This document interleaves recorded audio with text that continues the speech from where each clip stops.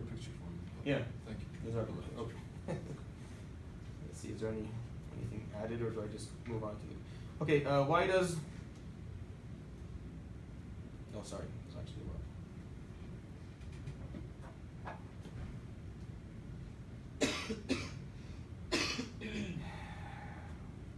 in the Quran it says, to each of you we prescribe a law and a method. Had Allah willed, He would have made you one nation, united in religion. But He intended to test you in what He has given you. So what's the point in following the way of a Muslim when we can just as easily be a Jew or Christian and live by the respective books? Okay, that's a good one. لِكُلٍّ جَعَلْنَا مِنْكُمْ شِرْعَةً وَمِنْهَاجًا. That is true. The development or the evolution of faith throughout history is something important that we all understand. Before the Prophet ﷺ, Muhammad, the prophets were sent to their people. I mean, they were sent to their to families, to big families or to houses, and the covenants that they carried were specific to those families. So Musa ﷺ was sent to Bani Israel, only Bani Israel. Isa ﷺ, the same thing. Ibrahim was sent to his house. Any other prophets that existed anywhere else around the world in history were sent just to the families that they belonged to, and it was on them to teach the word of Allah subhanahu wa ta'ala and the rulings. Now, differentiating between these two things, every faith when it comes to the theology has been the same, meaning all prophets of God, all of them preach La ilaha illallah, preach the same ethics, the same values, the same theology in terms of believing in God. What they differed was on rulings, and that was based on where they were living, the circumstances, the time, the place, the nature of the societies that they were developing in. The human experience has rises and falls, and people based on the level of intelligence and education and exposure that they have in their lives, they will deal with rulings differently. So the rulings were different based on the different covenants that were given to prophets. However, the theology has always been the same. Now, the difference with what was given to Muhammad ﷺ is that it was stated in the book. Now, how many books do we have left from all the covenants that were given to all the prophets throughout history? How many faiths are there? There are many faiths and many religions. We don't really have strict scriptures that you can say with any level of confidence that this is still the way it was when it was revealed.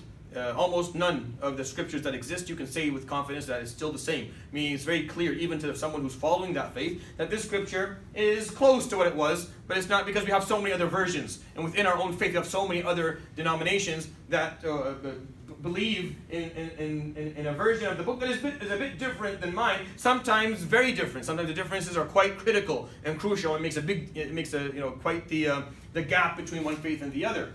When Allah subhanahu wa ta'ala sent Muhammad, He called him Khatam al-Nabiyyin, meaning the final messenger. And He made the message for Muhammad to be a message that is not within a house. Meaning it's not sent to the house of Abraham or the house of Israel or the house of Ishmaelites. It was sent to the world. Meaning it was something that was for everyone. And the message within it is the message that is preserved. Meaning the book was preserved in contrast to all the other books that Allah subhanahu wa ta'ala sent.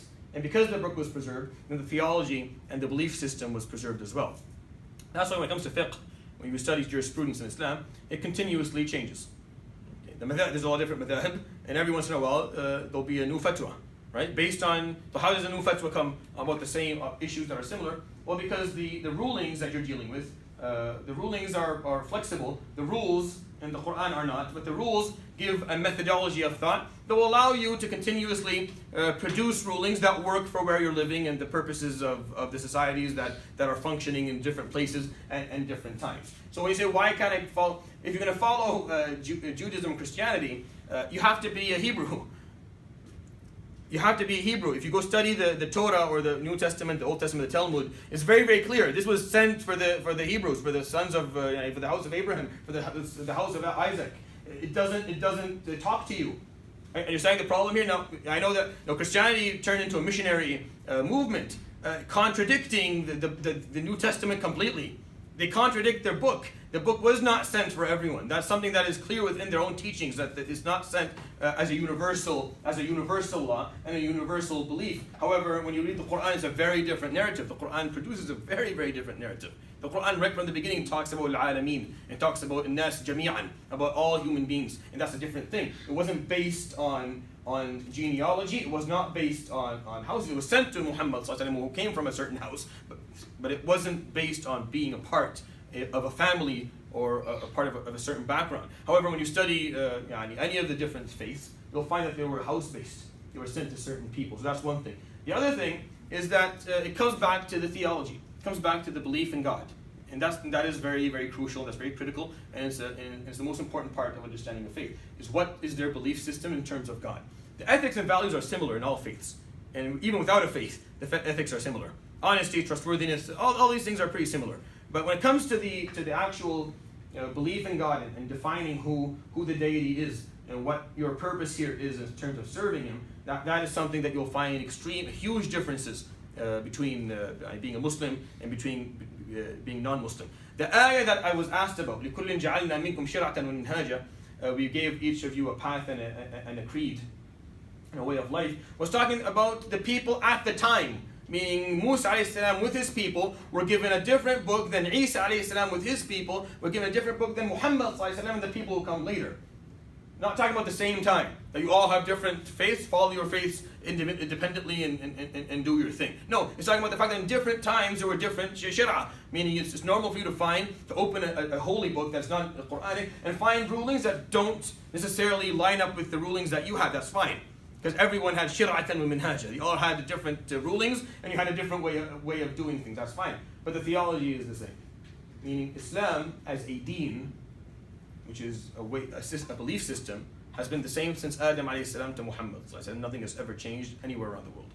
Diyana, as a set of rules, of course it's changed. It's changed a lot. Continue to change. Even within Islam, things change.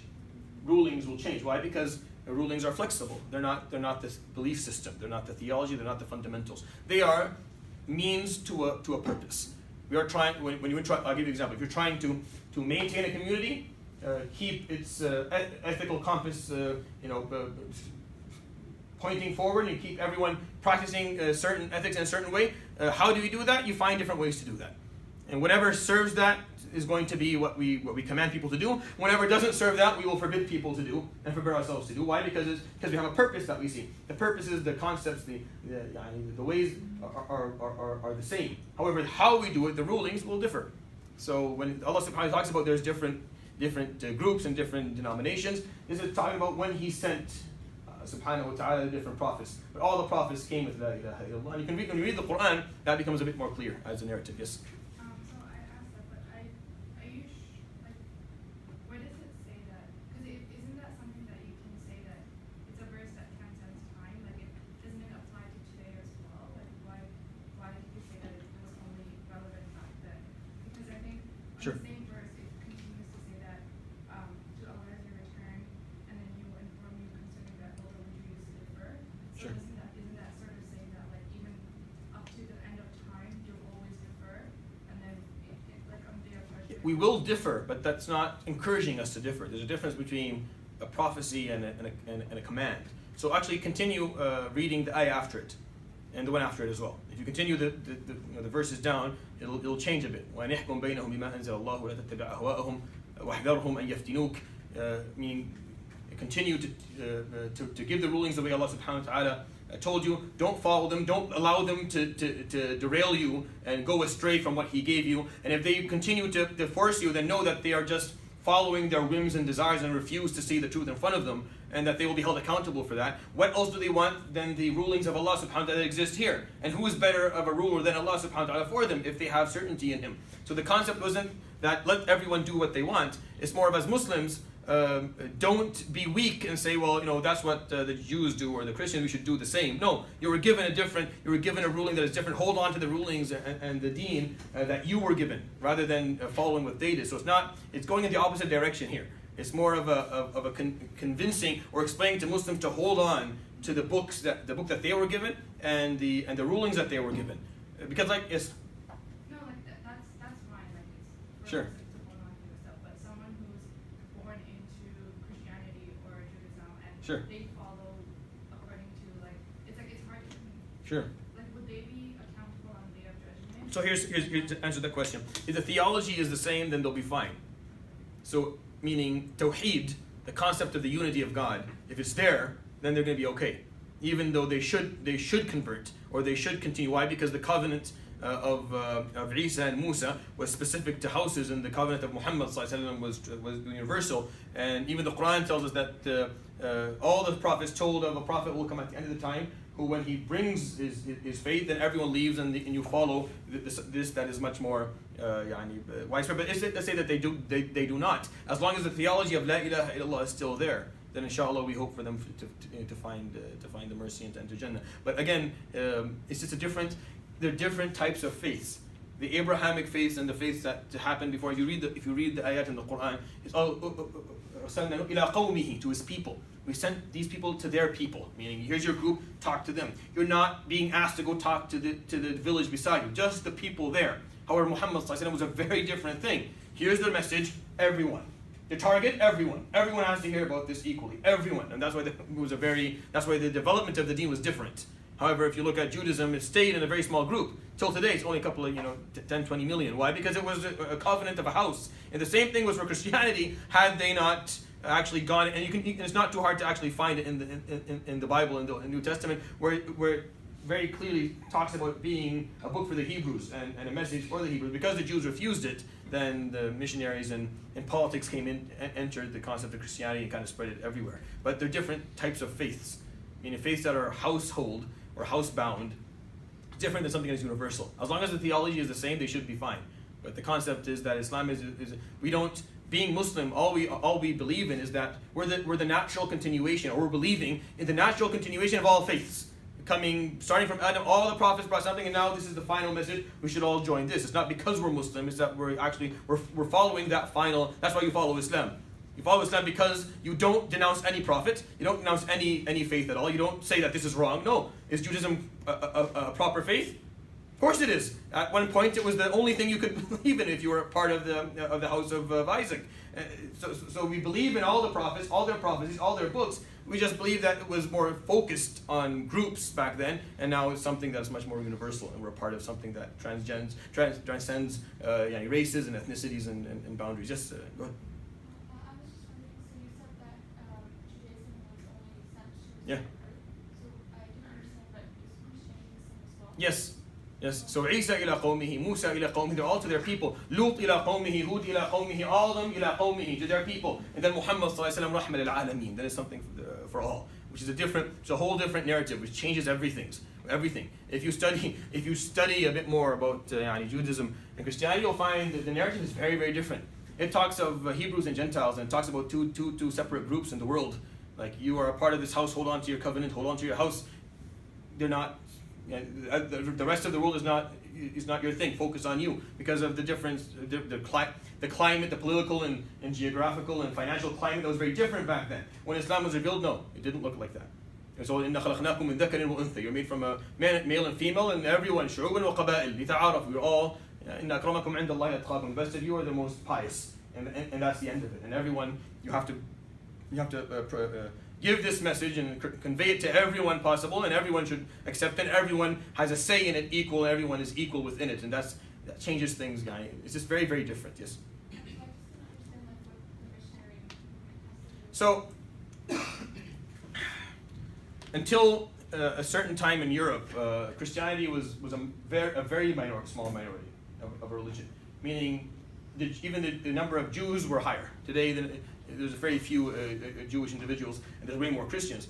But what happened was one of the Caesar accepted Christianity, and then he started mandating it to the people in Europe, kind of going beyond the scripture within the New Testament that states that Christianity is also a Hebrew Abrahamic faith.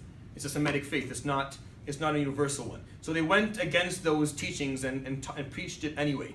And their understanding of Christianity changed, meaning the understanding or the comprehension of Christianity today for most Christians is very different from what the scripture actually says, and they choose to understand their scripture a bit differently, meaning they will understand it in a way that suits the fact that they want it to be an international law, even though Isa was a Hebrew, and the book states that he was sent to the sons of Israel, which kind of puts everything, or specifies what, how it's all going to work. Does that make sense? So that's what I mean by it. But it was changed politically later on, meaning it spread quickly after one of the kings accepted it, and then and a lot of it morphed, and Christianity has morphed many times. There's a lot of different groups. If you look at the difference between the Orthodox and the Catholic and the Protestant, they're very different. They're very different to the point where you can almost you can't draw too many parallels between them. Yes.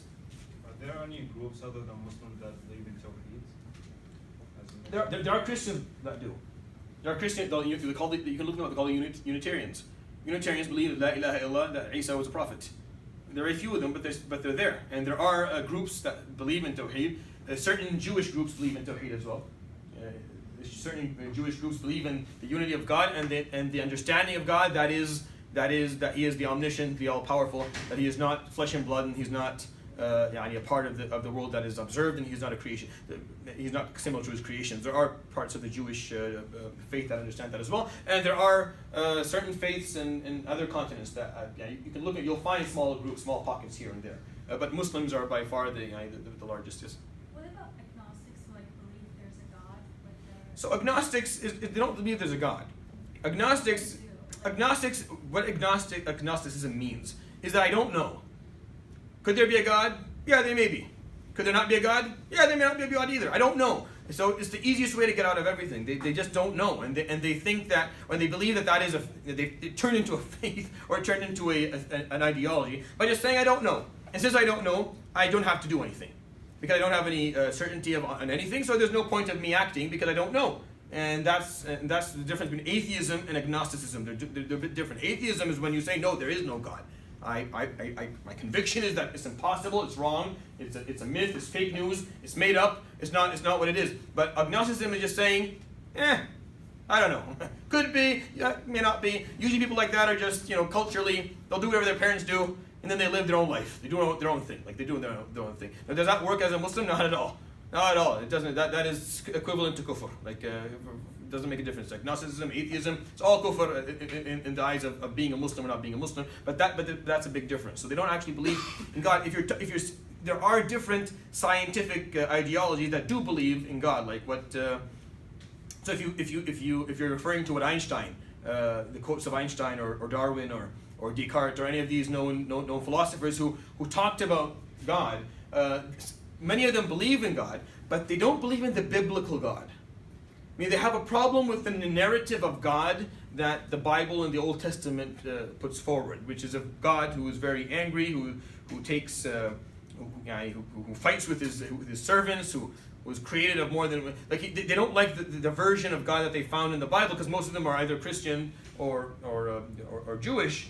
It's funny that you find when you read their understanding of what they think a supreme power would look like, you find it very similar to what the Quran offers. And subhanAllah, it just never happened for them to actually see it because a lot of Muslims don't even understand exactly the definition of God in their own faith for others to be able to understand it. But that's not agnosticism. Agnosticism is you not knowing. Unless you're talking about a certain denomination of agnosticism, which there are. Like there's a subgroup within agnosticism where they believe in a supreme power, not in a deity, which is a different thing. A supreme power meaning a force behind everything. That force is unidentified. It does not communicate. It does not mandate. It does not. That makes sense. So that's the definition, which is very different from what our understanding of God is. As someone or as a being that transcends time and space because He created time and space, so it does not apply to Him. Subhanahu wa Taala, that communicated with us through prophets and through. So this is our understanding of who Allah Subhanahu wa Taala is, and He is the all-knowing, and He is the all-wise, and He is the most merciful. And if you put us here as a trial. We love Him, we die, we turn, we go back into something that is, and we experience life on a different level in a different way. This is just the first step, inshallah, of many of what life is going to look like. Right? But if you fail in this one, if you fail to follow the rulings of if you can't follow the rulings that He puts here, then maybe you're not worthy of continuing this this multi-step, multi-dimensional experience that you're going to be offered. Wallahu a'lam, in put it in so many words. But that's the basic idea. But agnosticism is mostly you can look it up if you want and if you have a definition that's different, you can let me know. But that's my understanding. I've talked to a lot of agnostics, and it's just a matter that they don't hold anything down. It's easier that way. If you say there's a God, then you have to. They expect because we're very scientific today. They expect proof as in a formula where the second part of the equation is God, and you're shopping in the wrong department. No, science can't tell you anything beyond what is observed, and God is not a part of what observed, so science can't tell you that God is there or not from a proof point perspective. But agnosticism is saying that there may be something that is unseen, there may not be something that is unseen. I have no idea, and they refuse to go any farther and just kind of leave it like that. Does that answer your question in general? Yes. Sure.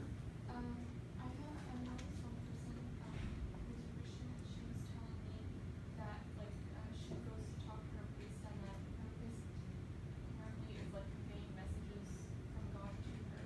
Habibi, I asked her, yeah. how do you know that it was God and not someone else?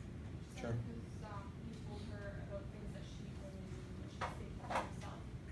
So I was like, okay, I didn't say anything. I'm just wondering how would that even happen? I know obviously it can't be true because Allah doesn't talk to us directly or to anyone. So you're asking how she? What was your question? I was wondering what happened, how on earth did that priest know what she was thinking all by herself? She was by herself thinking of something. Ever watched The Mentalist before?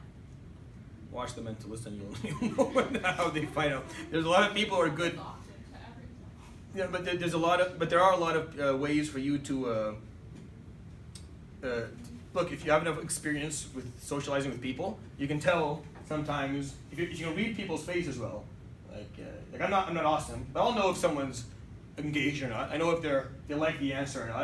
I know. I can tell. Well, how? I don't know. No, he's not talking to me and telling me. It's just a skill you build after. And if you're really good at it, meaning if you're someone who's very observant and you can pick up on very, very subtle message, you can tell what people are kind of thinking based on how they their body language and if you know them a bit. If you know them a bit, like I have students, I know immediately when they walk in the door what's going on at home. Immediately, just by the way they're walking, the way they're acting.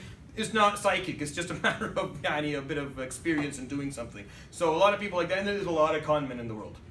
And a lot of people who are just plain liars, and just they're really good at conning others and fooling them and making them think that they have some psychic or superpowers that God speaks to them, and there's a lot of liars like that. No, I mean, just so that anyone who tells you they speak to God, just say, okay, enjoy your conversation and just keep on walking. Yeah, and look for someone else. Go. Usually, that person, if that person actually believes they're speaking to God, they usually have some form of schizophrenia and they need some medication, and then you send them to a clinic, they'll probably get much better after that. Yeah, but I wouldn't. Yeah, I would advise the sister maybe don't to pursue religious counseling, but not from that person.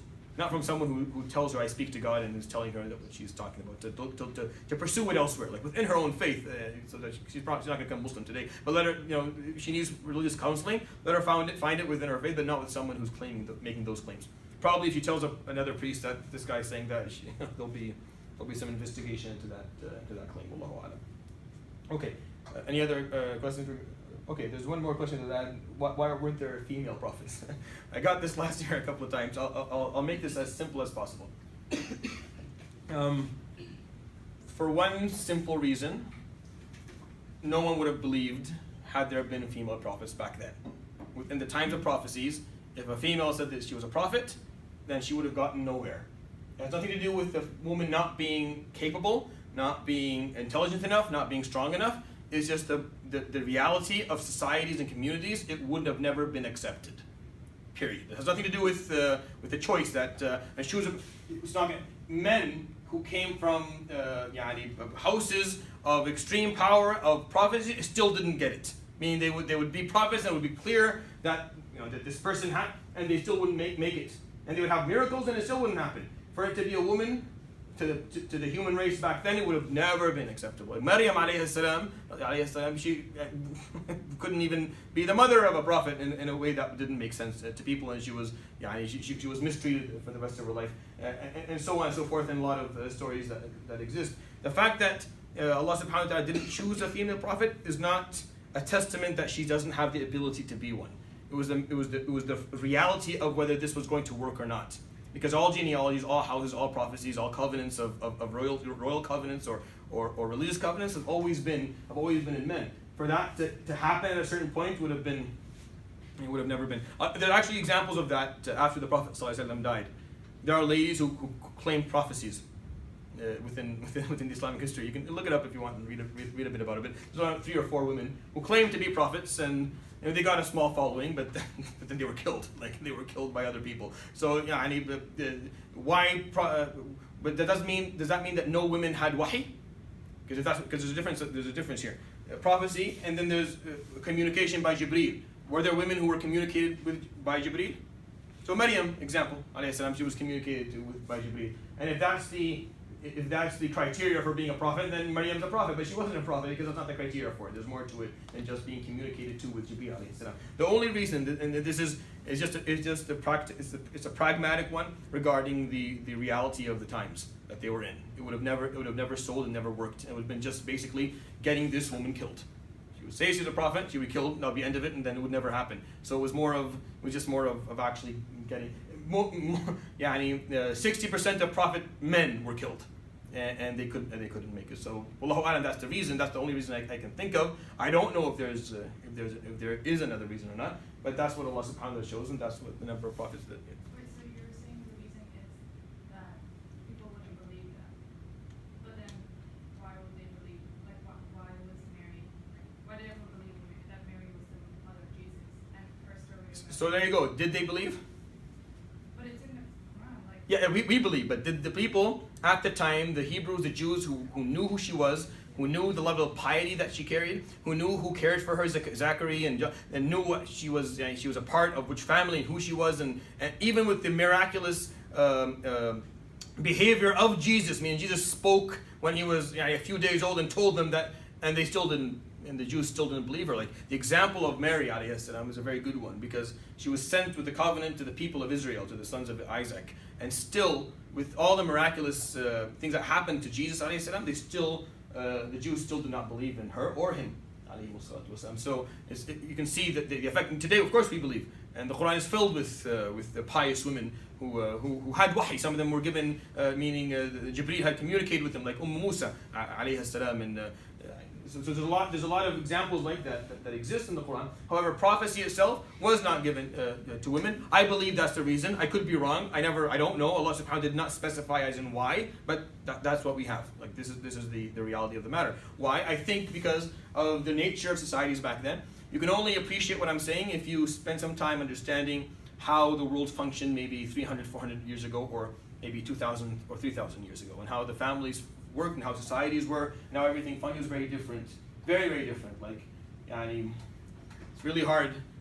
Actually, it's not that hard. If you go, get on a plane and just fly east anywhere, and you'll find communities that function very differently. And I don't think it would have probably worked at all. It's 7:30. Does that make sense to you as an answer? Like that's the best I can offer you regarding why. I don't know. That's something that we can all ask Allah subhanahu wa ta'ala yawm al-qiyamah. But wallahu a'lam, she probably wouldn't have found much following during the time. I'm not sure. Is there another question at the end, or is something that was added? I don't think right now, no. All right, I'll answer this quickly and we'll go. Is it wrong to take the means to enhance one's body and physiology in terms of increasing height, stature? Are they engaged in improving body composition and metabolism by taking safe and trustworthy pills and working towards achieve results? Now, I don't know what this is referring to in clearly or 100%, but anything that is not harmful to the body is fine Islamically. Like there's anything that is not harming your body, you can do whatever you want. I'm not sure what they mean, but what are safe and trustworthy pills? I would need to know what are safe and trustworthy pills. Anything that has hormones in them are not safe, nor are they trustworthy. If it's just a matter of minerals and vitamins, that's a different thing. So it has to be. So to make it easy, if medicine clears it, if from a medical point of view, medical background, if you're speaking to a physician and saying what you're doing is not harmful to you, then you're fine to do it, and you can take care of morphing that you're trying to be taller or stronger, or to build more muscle, or to change in a healthy way to have more self-esteem, to have more confidence, to be better as an athlete, to enjoy the way you look more. That's fine. The only thing that Islam talks about is I guess when it comes to cosmic plastic surgery, that is strictly for cosmic reasons. That's where they differ on whether that's acceptable or not, to what extent, what is the purpose, what is the reason behind it, and even then there's a lot of flexibility there too. But it's a matter of kind of a case-by-case type of presentation. So not all cosmetic surgery, all plastic surgery is refused. However, there are certain things that have to be kind of observed as we're going through it. But I'm not sure if that answered the question or not, because it's not clear to me. I have no reason to believe, there's no reason for us to believe that trying to improve your metabolism and strengthen your body and be healthier, if there's anything wrong with that, unless you're using something that is actually harmful to the body. So the last word here is left to the medical professionals. Okay?